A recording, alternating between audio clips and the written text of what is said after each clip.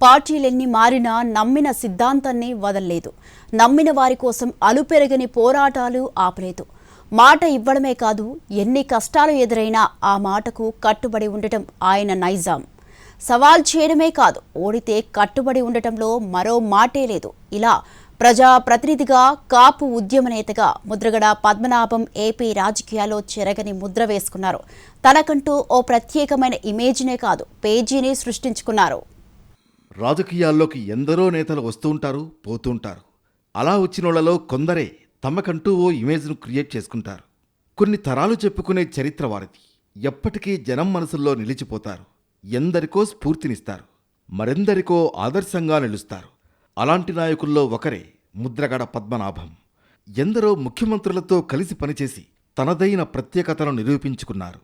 సవాల్ అంటే ముద్రగడ, ముద్రగడ అంటే సవాల్. ఛాలెంజ్ విసిరారంటే తగ్గరు. సవాల్ విసిరి చివరికి తన పేరే మార్చుకున్న పంతం ముద్రగడది. రాజీపడే ప్రసక్తే లేని నైజం. అలుపెరగని పోరాట యోధుడిగా కాపు సమాజంలో చెరగని ముద్ర వేశారు. కాపు సామాజిక వర్గ ఆశా జ్యోతిగా, నిరంతర పోరాటశీలిగా ముద్రగడ పద్మనాభం ప్రస్థానం ఎన్నటికీ చెక్కు చెదరదు. కాపు రిజర్వేషన్ల కోసం అధికార పీఠాలను కాదనుకున్నారు ముద్రగడ. తన జాతి జనుల కోసం నిత్యం దీక్షలు చేయడం ముద్రగడ సిద్ధాంతం. కొన్ని నెలల పాటు ఇంట్లోనే ఉండి దీక్ష చేశారాయన. తూర్పుగోదావరి జిల్లాలోని కిర్లంపూడిలో జన్మించిన ముద్రగడది రాజకీయ కుటుంబ నేపథ్యం. అయినా ఆయన తనకంటూ ఒక ప్రత్యేక గుర్తింపును సాధించుకున్నారు. ముద్రగడ తండ్రి వీరరాఘవరావు ప్రతిపాడు నియోజకవర్గం నుంచి 1962, 1967లో వరుసగా 2 సార్లు ఎమ్మెల్యేగా గెలుపొందారు. 1977లో తండ్రి వీరరాఘవరావు హఠాన్మరణంతో ముద్రగడ రాజకీయ ప్రవేశం చేశారు. నీలం సంజీవరెడ్డి సూచనతో 1978 శాసనసభ ఎన్నికల్లో ముద్రగడ పద్మనాభం జనతా పార్టీ అభ్యర్థిగా ప్రతిపాడు నుంచి పోటీ చేసి తొలిసారి ఎమ్మెల్యేగా గెలుపొందారు. ఆ తర్వాత అనేక పార్టీలు మారారు. అలా మొదలైన తన రాజకీయ ప్రస్థానంలో ముద్రగడ 4 సార్లు ఎమ్మెల్యేగా, 1 సారి ఎంపీగా, 2 సార్లు రాష్ట్ర మంత్రిగా పనిచేశారు. అయితే అధికారంలో ఉన్నప్పటికీ సమాజంలో ఒక వర్గం ఎదుర్కొంటున్న సమస్యలపై గళం విప్పడం మానలేదు. 1988 ప్రాంతంలో ఓ ఘటనకు సంబంధించి ముద్రగడ పద్మనాభం అనుచరులైన కొందరు కుర్రాళ్లను ఉత్తరకంచి పోలీసులు అరెస్టు చేశారు. వారంతా దళితులు, బీసీలని తెలిసి నేరుగా స్టేషన్కి వెళ్లగా ఆయన్ను స్టేషన్లోకి రానివ్వలేదు. చేసేదేం లేక ముద్రగడ స్టేషన్ ఎదుటే టెంట్ వేసి 5 రోజులు బైఠాయించి ఆమరణ దీక్షను ప్రకటించారు. ఆ పరిణామం జిల్లా వ్యాప్తంగా కాపుల్ని కదిలించింది. ముఖ్యంగా కోనసీమ నుంచి వందలాది కాపు కులస్తులు ఉత్తరకంచి చేరుకున్నారు. ఈ క్రమంలో నాటి టీడీపీ ప్రభుత్వం తప్పని పరిస్థితుల్లో అరెస్టైన వారిని బేషరతుగా విడుదల చేయించింది. ఆ ఘటన తర్వాత ముద్రగడ పద్మనాభానికి కాపు నాయకుడిగా గుర్తింపు లభించింది. కాపుల రిజర్వేషన్ల ఆకాంక్షకు ఉద్యమ రూపం ఇచ్చింది ముద్రగడే. కాపులను బీసీల్లో చేర్చాలంటూ అలుపెరగని పోరాటం చేశారు. అంతేకాదు, ఎస్సీ, ఎస్టీ, బీసీలతో సమానంగా కాపుల్ని చూడాలని, వారికి రిజర్వేషన్లు కల్పించాలంటూ ఆయన చేసిన నినాదం దేశవ్యాప్తంగా చర్చనీయాంశమైంది. వివిధ ప్రభుత్వాల హయాంలో ఆయన చేసిన దీక్షలు, ఆయన అనుభవించిన గృహ నిర్బంధాలు ముద్రగడను ఒక బలమైన నాయకుడిగా నిలబెట్టాయి. ముద్రగడ పద్మనాభం 1994లో కాపుల కోసం నిరాహార దీక్ష చేశారు. నాటి సీఎం కోట్ల విజయభాస్కర్ రెడ్డి కాపు విద్యార్థులకు ఆర్థిక ప్రయోజనాలు కల్పిస్తూ జీవో నెంబర్ 30ని జారీ చేయించేలా ఒత్తిడి తెచ్చారు. అదేవిధంగా 2016 జనవరి 31న తూర్పుగోదావరి జిల్లా తునిలో ప్రారంభమైన కాపు ఐక్య గర్జన సభ ద్వారా ఉద్యమ పంథాలోకి తీసుకువెళ్లే ప్రయత్నం చేశారు. ఈ సభ తెలుగు రాష్ట్రాల రాజకీయాలను హీటెక్కించింది. తుని సభ హింసాత్మకంగా మారడం, రత్నాచల్ ఎక్స్ప్రెస్కు నిప్పు పెట్టడం రాష్ట్ర రాజకీయాల్లోనే పెను సంచలనం సృష్టించింది. తునిలోని వి కొత్తూరు దగ్గర గల మైదానంలో సభ మొదలైన తర్వాత ముద్రగడ పద్మనాభం ఇప్పుడే ప్రత్యక్ష ఉద్యమానికి దిగుదామంటూ రాస్తారోకో, రైళ్ల రోకోలకు పిలుపునిచ్చారు. బహిరంగ సభ నుంచి రైలు పట్టాలపైకి వెళదాం పదండి అంటూ ఆయన పిలుపునివ్వడంతో సభకు వచ్చిన వేలాది మంది హైవేలు, రైల్వే ట్రాకులను దిగ్బంధించడానికి ప్రయత్నించడంతో భారీ విధ్వంసం జరిగింది. ఈ ఘటనతో ముద్రగడపై కేసులు ఫైల్ అయ్యాయి. గృహ నిర్బంధం చేసినా ఇంటి నుంచే దీక్షలు చేశారు.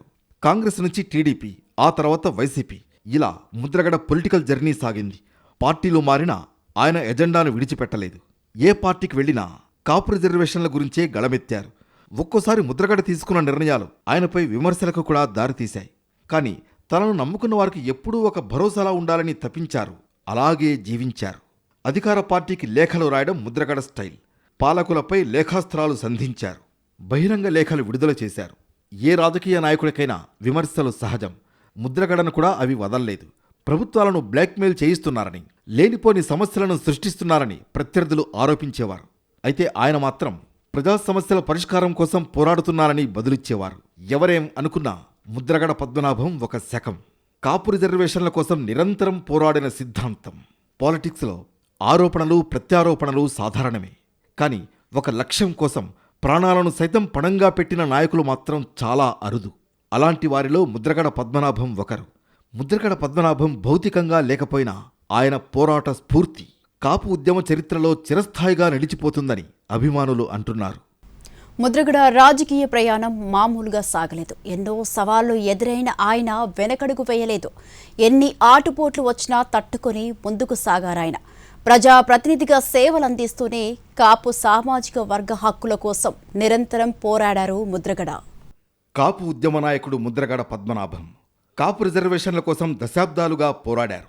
ఆంధ్రప్రదేశ్లోని తూర్పుగోదావరి జిల్లా కిర్లంపూడిలో 1953 జనవరి 22న జన్మించారు ముద్రగడ పద్మనాభం. ఆయన తండ్రి పేరు వీరరాఘవరావు.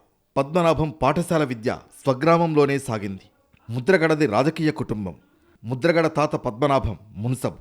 తండ్రి వీరరాఘవరావు రాజకీయాల్లో యాక్టివ్గా పనిచేశారు. తండ్రి వీరరాఘవరావు 1962, 1967లో 2 సార్లు ప్రత్తిపాడులో స్వతంత్ర ఎమ్మెల్యేగా ఎన్నికయ్యారు. మాజీ భారత రాష్ట్రపతి నీలం సంజీవరెడ్డికి అభిమాన పాత్రుడైన ముద్రగడ వీరరాఘవరావు 1977లో చనిపోయారు. అప్పుడే పాలిటిక్స్లోకి రావాలని నీలం సంజీవరెడ్డి ముద్రగడ పద్మనాభంకు సూచించారు. నీలం సంజీవరెడ్డి పిలుపు మేరకు ముద్రగడ పద్మనాభం రాజకీయ ప్రస్థానం మొదలైంది. 1978లో తొలిసారి అసెంబ్లీ ఎన్నికల్లో పోటీ చేశారు. ప్రత్తిపాడు నియోజకవర్గం నుంచి ఎన్నికయ్యారు. 1978 నుంచి 1989 వరకు 4 సార్లు ఎమ్మెల్యేగా, 1 సారి ఎంపీగా ఎన్నికయ్యారు ముద్రగడ. 1982లో ఎన్టీ రామారావు పిలుపు మేరకు తెలుగుదేశం పార్టీలో చేరి తూర్పుగోదావరి జిల్లా ప్రత్తిపాడు అసెంబ్లీ నియోజకవర్గం నుంచి 1983, 1985, 1989 ఎన్నికల్లో పోటీ చేసి విజయం సాధించారు. ఎన్టీ రామారావు మంత్రివర్గంలో మంత్రిగా పనిచేసిన ముద్రగడ అంతర్గత విభేదాలతో తన మంత్రి పదవితో పాటు పార్టీకి రాజీనామా చేశారు. తర్వాత ప్రజారక్షణ సమితి అనే పేరుతో ఓ రాజకీయ పార్టీని ప్రారంభించారు. తెలుగుదేశం నేత కెఈ కృష్ణమూర్తి, కాంగ్రెస్లో ఉన్న కుందూరు జానారెడ్డితో కలిసి తెలుగునాడు పార్టీని ప్రారంభించారాయన. 1988లో అప్పటి ప్రధానమంత్రి రాజీవ్ గాంధీ పిలుపు మేరకు కాంగ్రెస్లో జాయిన్ అయ్యారు. 1989 ఎన్నికలకు ముందు కాంగ్రెస్లో చేరిన పద్మనాభం వరుసగా 4వసారి ప్రత్తిపాడు అసెంబ్లీ స్థానం నుంచి గెలుపొందారు. మర్రిచెన్నారెడ్డి కేబినెట్లో మంత్రిగా బాధ్యతలు నిర్వర్తించారు. కానీ 1994లో జరిగిన అసెంబ్లీ ఎన్నికల్లో ముద్రగడ పద్మనాభం ఓటమి పాలయ్యారు. ఓటమితో నిర్వేదానికి లోనైన ఆయన మరోసారి ప్రత్తిపాడు నుంచి పోటీ చేయనని ప్రకటించారు. ఆ తర్వాత 1999, 2004 ఎన్నికల్లో కాకినాడ నుంచి ఎంపీగా పోటీ చేశారు. 2009లో చిరంజీవి ప్రజారాజ్యం పార్టీలో చేరి పిఠాపురం నుంచి పోటీ చేశారు. కానీ ఆ ఎన్నికల్లో ఓడిపోయారు ముద్రగడ. ఆ తర్వాత 2019లో పిఠాపురం నుంచి మరోసారి ఓటమి పాలయ్యారు. 1994లో కాపు రిజర్వేషన్లపై ఉద్యమం ప్రారంభించారు ముద్రగడ. ప్రభుత్వాలు మారుతున్నా కాపు రిజర్వేషన్ల విషయంలో ఎలాంటి పురోగతి లేదని భావించిన ముద్రగడ 1994 జూలై 1న కాపు, బలిజ, ఒంటరి తెలగ కులాల వారికి రిజర్వేషన్లు కల్పించాలని ఆయన సతీమణి పద్మావతితో కలిసి ఆమరణ నిరాహార దీక్ష చేశారు.